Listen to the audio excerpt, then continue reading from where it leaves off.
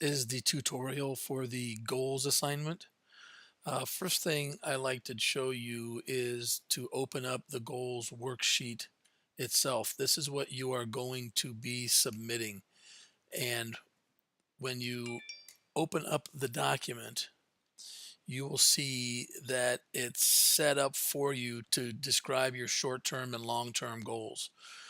Please type in these text boxes. Do not try to change these text boxes. They're obviously very small in nature, but once I go through the instructions, I think you'll see that we want short, sweet, succinct answers. So obviously type in your name, age, and gender. You're going to create two long-term goals. One long-term goal must be about fitness, and the other one can be about anything you want. I will come back to this. Next down the road, you'll see some additional goals. Um, Once we go through the instructions, you'll know what process, fitness, or lifestyle goals are. These are any additional goals that may go along with your top two goals. And again, you'll see the words if applicable here, meaning that it's okay for those to be blank if you wish not to do it. On the back page of the goals assignment, I just have a few questions relating to chapter one. Basically, some types of fitness that you're interested in, activities you like to do, how many days per week do you do it, and then we're going to engage in our first time management exercise. In box number 4, you are only going to put your committed time that is outside of your control. So if you look at the example, things like work, school, family items, etc., those are examples. So if you work at a certain time and it cannot be changed, put that in as committed time. The whole concept of this exercise is for you to understand how much free time you have for sleep, for homework, for family, etc., and to start to prioritize to the best of your ability. So let's open up the instructions. The instructions for this assignment are a little bit more detailed, so I have them in a PowerPoint format.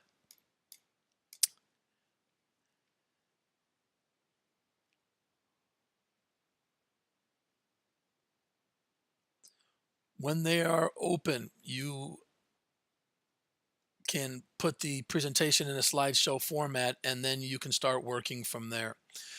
First of all, goals are split into two different types of goals. Okay, either outcome-based goals or behavioral goals. If you look at the Living to 100 assignment that you did last week as an example, we tried to identify a bunch of behaviors that would basically give you a certain outcome, and that outcome was your longevity of life. What most people concentrate on exclusively when they talk about their goal setting, they're only worried about the outcome. They want to lose X amount of pounds. They want to run a mile in X amount of time. They may want to lift X amount of weight in the weight room. Outside of fitness, you may want to have a GPA of a certain number, whatever it may be. You may want to save X amount of dollars. Well, these outcomes are outstanding, but if the behaviors that actually help you achieve the outcome. So what this assignment is going to help you to do is to basically make sure that you can have a desired outcome, but it's the behaviors that will allow you to reach those goals. So we'll talk about different types of goals. Short-term goals are usually things that you're going to do within the next day or week. Again, most likely behavioral type goals in the short term. And what we're trying to get you to understand in this chapter is that your short-term goals are what are going to help you achieve your long-term outcomes. So a simple example would be a long-term outcome to lose X amount of pounds. Well, what would be some short-term behaviors? Short-term behaviors would be exercise, nutrition, etc. These are the behaviors that are going to help us achieve the long-term goal. Okay. If you have a really long-term goal down the road, maybe you want to lose, um, amount of weight over the next 3 or 4 months. Well, you can have a progress goal where you check in kind of weekly. Okay. And those progress goals are there to help you know if your short-term behaviors are working to eventually have you lead towards your long-term goals. Again, you have the definition of behavioral goals, things you are going to do. Most of those are short term. And you have the outcome goals, where you want to be at a certain date and time. And again, most likely those are in the long term category. Some of your goals may be specific to fitness or physical activity. That's outstanding. Hopefully, we can get some of that going. In your book is going to talk about how all your goals must be specific, measurable, attainable, realistic, and they must have a time frame. Your goals must be smart. If your goals are not smart, then you will lose points. Okay. So, for example, if I told you I wanted to lose some weight, well, is losing some weight specific? Okay. Did I give myself a time frame for when this is going to be? Okay. Maybe I said, um, what if I want to lose 10 pounds in 10 weeks? Well, is 10 pounds specific? Yes, it is. 10 pounds is a specific number. Is 10 pounds measurable? Measurable, yes. We all have scales at home. We can measure our body weight via pounds. Is it attainable? Yes, it is most likely attainable for all healthy people. And losing 1 pound a week on average is definitely realistic. What is missing? Okay. What is missing is probably a time frame. Okay. So if you said you wanted to lose 10 pounds, all of that is definitely possible. Probably the best way to write that goal would be to lose 10 pounds in 10 weeks. Okay. What if people say, probably one of the most commonly said goals that is in error is that people say they want to eat healthy. Well, eating healthy is an outstanding concept. But what is eating healthy? Is it specific? Is it measurable?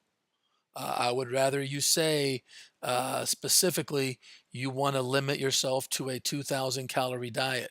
You want to say specifically that you will eat zero sweets, you will drink no sodas, etc. These are specific, measurable, realistic goals. And again, you should always put a time frame on there. If there's no time frame, you will lose points. Okay, so there's some examples of some long-term goals. Again, your long-term goals can most likely be outcome based.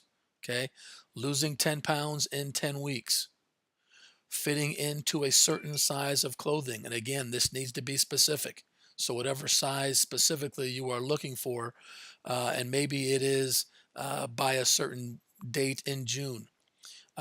Maybe you can do some tape measuring and measure body parts. For example, measuring your waistline, measuring your hips, your arms, your neck, your thighs.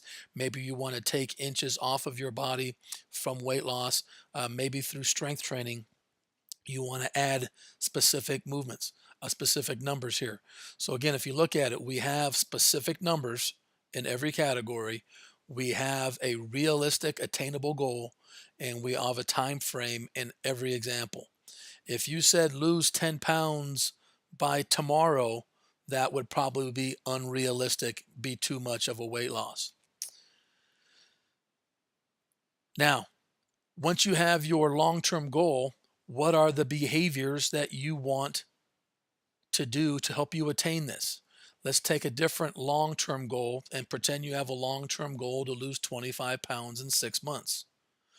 Well, what are some of the progress goals? Progress would be about 1 pound per week is my average. That's going to put me at about 25 pounds in roughly about 25 weeks. Now let's list some behaviors that are going to help me lose the 25 pounds. We've all heard the age old saying that in order to see a different result, we have to change our behavior. The true definition of insanity is doing the same thing over and over and expecting a different result. So, what we can do is talk about some behaviors. Will walking for 30 minutes a day, 5 days per week, help you to your weight loss goal? Most likely it will. Maybe you limit your calories to a certain number. Maybe 2,000 is a little high, maybe 2,000 is a little low, depending upon your goals. Again, that is going to help us achieve our weight loss.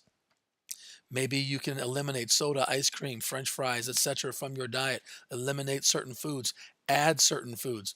Whatever it is, it has to be specific, measurable, realistic, attainable, and have a time frame. It has to have a SMART goal. Now, what's the big reason for the progress goal?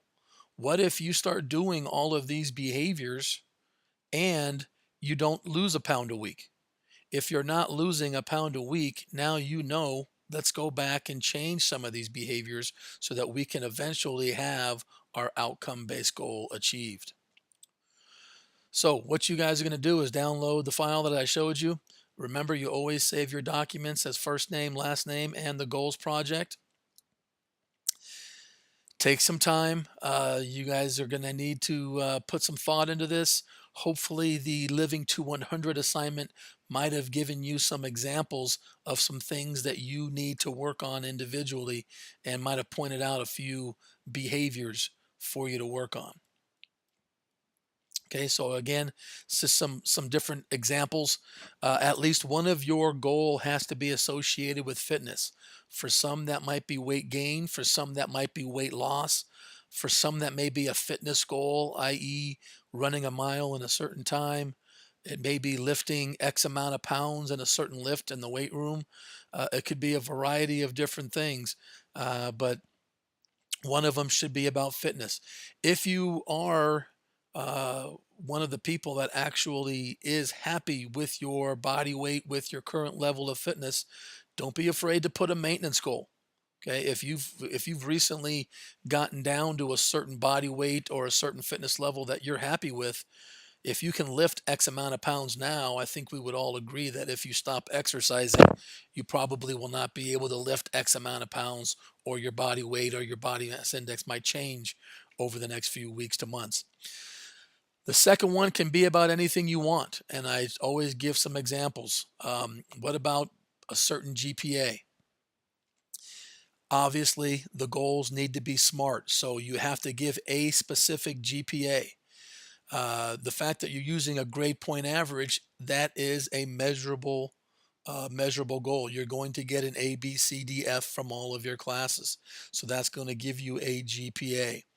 Obviously, choose something that's realistic, and the timetable would be a certain GPA for the spring 2017 semester or whatever semester you're in when you're viewing this. Maybe you have a behavior to start something or stop something. I've had people say they want to find a job. Okay, well, what are some behaviors? Some behaviors are filling out applications, going online to different services, um, a variety of different things. But again, those must be specific, measurable, attainable, realistic goals. Make sure your goals are SMART. Maybe you want to stop smoking. What are some behaviors that will help you stop smoking? Make sure they're SMART. Okay, saving money, fitness goals, etc. Hopefully, this will spur some interest as you guys read through it. Okay, so again, fill out the remainder of the worksheet. I think you guys can read the rest of it on your own. Your rubric. I'm obviously going to delete points if the goals are not SMART. You don't necessarily have to have any of these additional goals if this up there is beneficial. These are basically there for in places if you need more room. Make sure you name the assignment correctly with your first name, your last name, and your